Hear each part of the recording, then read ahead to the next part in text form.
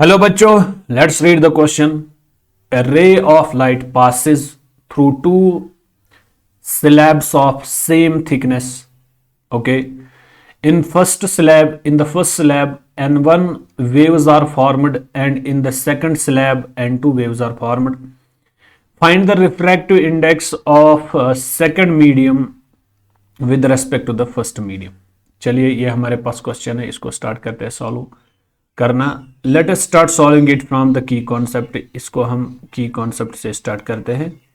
तो आइए देखते हैं कि इसका जो की कॉन्सेप्ट है वो क्या बनेगा। Okay, question is easy and simple. तो क्वेश्चन में अगर हम इन जनरल बात करेंगे, इन जनरल अगर बात की जाए इस क्वेश्चन पे, वो कुछ ऐसी रहेगी कि अगर मेरे पास एक गिलास स्लैब है, मैं इन जनरल बात कर रहा हूं, मैं गिलास 1 गिलास 2 की नहीं बात कर रहा हूं, मैं इन जनरल बात कर रहा हूं। तो ये मेरे पास एक स्लैब है और इस स्लैब की जो थिकनेस है, लेट अस सपोज इस स्लैब की जो थिकनेस है that is T. T is the thickness of the slab. Okay,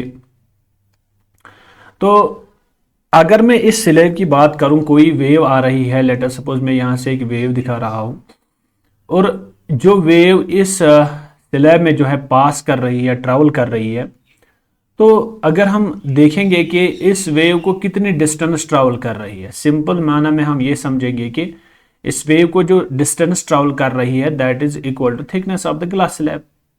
तो चूंकि मुझे नहीं पता है कि कितनी वेव्स बनेंगी while passing through this thickness, मुझे तो वो नहीं पता है, तो क्या मैं एक चीज ये बोल सकता हूं कि एक वेव जब बनेगी उसमें एक क्रस्ट एक ट्रफ आएगा, यानी यहां से यहां तक जो है आपकी एक वेव बनेगी।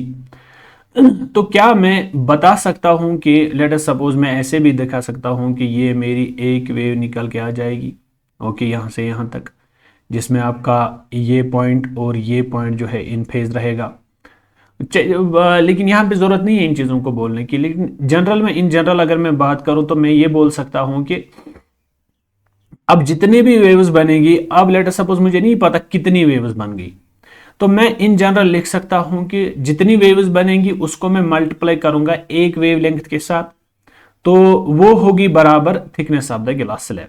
ये इसका कॉन्सेप्ट बनेगा। कॉन्सेप्ट क्या रहेगा इसका, आइए सबसे पहले मैं उसी की बात करते हैं कि मैं बोल सकता हूं इधर जो मेरी वन वेव होगी, one wave मीनस one wave मीनस one wave length, one wave मीनस one wave length. एक वेव का मतलब होता है एक वेव लेंथ। ओके, अगर एक वेव का मतलब है एक वेव लेंथ, तो अगर मैं यहां पे लिखूं so if T is the thickness of the glass slab, if T is the thickness of the glass slab, if T is the thickness of the glass slab, अगर गिलास स्लैब की thickness जो है टी है, अगर गिलास slab की thickness जो है टी है, तो एंड और साथ में मैं लिखूंगा n is the number of waves, n is the number of waves, n is the number of waves. तो इस गिलास स्लैब के अंदर जब हमारी वेव ट्रेवल कर रही है, तो लेट अस सपोज इसकी जो थिकनेस है दैट इज टी, और इसमें जो वेव्स बन रही हैं दैट इज एन, मुझे नहीं पता कितनी बन रही, मैंने एन मान लिया। ओके, तो अब मैं क्या इसका कॉन्सेप्ट लिखने की कोशिश करूं, क्या मैं लिख सकता हूं कि एन टाइम्स वेव लेंथ जो होगा that will be equal to thickness of the glass slab. This is the concept that we have to use in this question.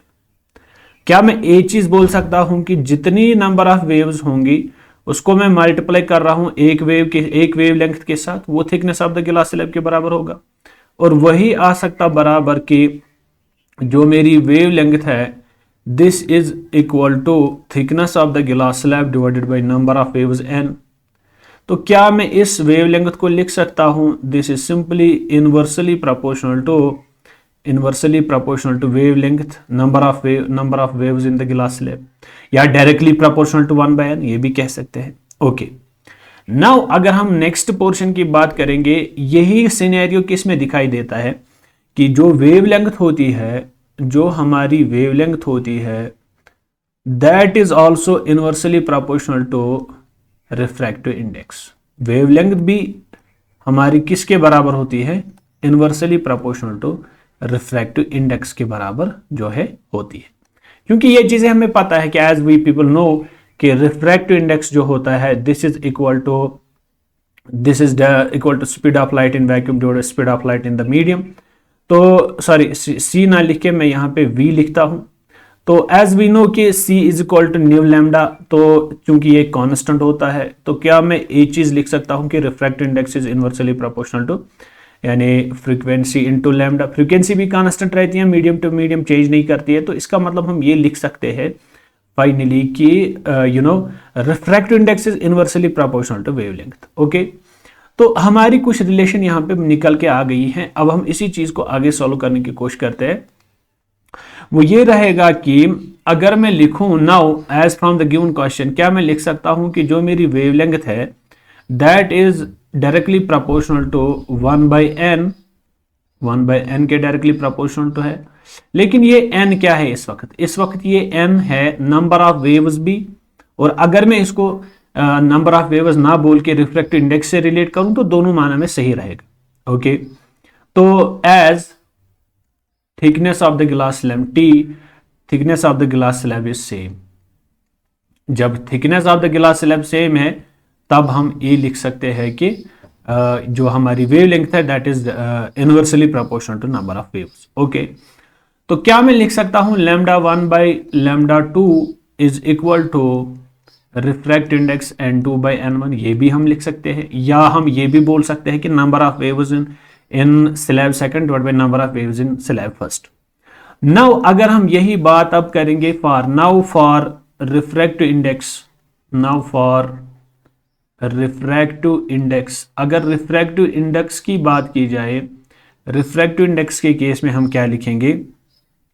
Now for refractive index of second medium, now for refractive index of second medium, with respect to the first medium, अगर अब refractive index की बात बोली जाए तो क्या मैं लिख सकता हूं कि यहां से पेन का कलर चेंज करके क्या मैं इस चीज को बोल सकता हूं कि refractive index of medium first with respect to medium second with respect to first 1μ2 भी लिख सकते हैं हम।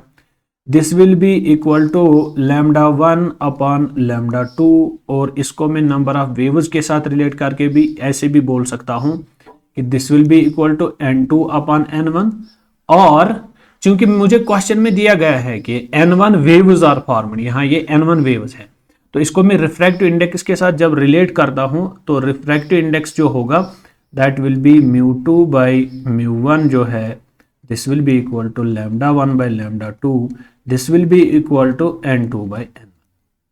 और ये इसकी सही रिलेशन निकल के आ गई। Refractive index of medium second with respect to first, this will be equal to n2/n1। Hope you got the answer of this question. Thank you.